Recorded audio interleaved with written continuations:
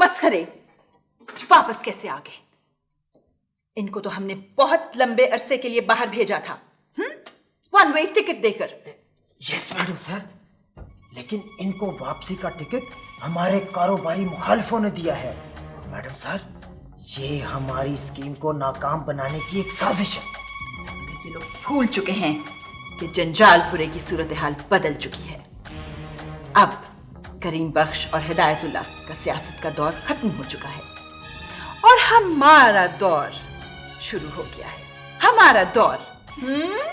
Exactly madam, ये पिग्मीज है, आपके सामने बोने हैं, बोने। अगर हमें एक नई स्ट्रेटजी बनानी पड़ेगी। ABC, yes madam.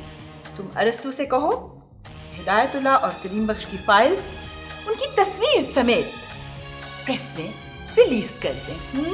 Yes madam.